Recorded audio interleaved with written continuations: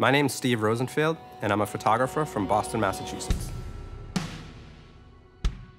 You know, I grew up with a single mom until I was age 13, and kind of had weekend visits with my dad. I remember going into the Plymouth House of Correction every Sunday, running into the room and seeing my dad and giving him a big hug. It never really had an effect on me, or at least I never really thought it did. I was growing up being a typical guy, being real macho, not sharing my insecurities, my vulnerabilities. I purchased a house, I had a really good job, and I was kind of making my way toward a successful life. But what I didn't realize is that I was very unhappy. I just felt numb. I wasn't communicating with friends or family. So I realized that what I was doing in my life wasn't working.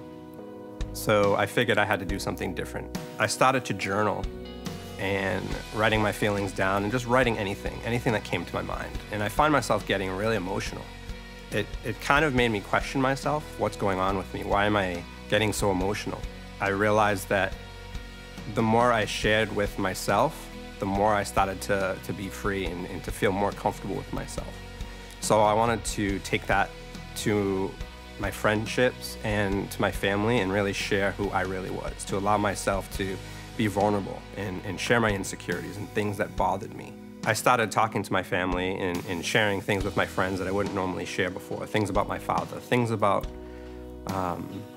why I felt kind of alone, or whatever I was going through. So as I started to share my insecurities and my vulnerabilities with friends and family, I noticed that they started sharing theirs with me. They felt safe and secure in allowing me to hear what was going on with them because I was sharing what was going on with me. And it created this really incredible bond between my friends and my family, and things started to change from that point on. So I created the What I Be project. I wanted to create something that was different, something that could be viewable on social media, something that could connect to as many people as possible. It was a project basically that started with 10 or 15 of my friends just getting together one by one and talking about different insecurities that they had. We would basically have them sit in front of the camera. I would take a really nice tight headshot with Sharpie written across their skin, with any specific words that kind of had to do with their insecurities. So we put the first image up on Facebook, and that's when the project all started. Pretty soon, we had 35, 85, and then eventually 500 people involved in the project. It rapidly grew, and people all over the country were contacting me and seeing how to get involved. It was something that I never thought would work. The process was showing people that it was okay to have insecurities. It was okay to show your vulnerabilities.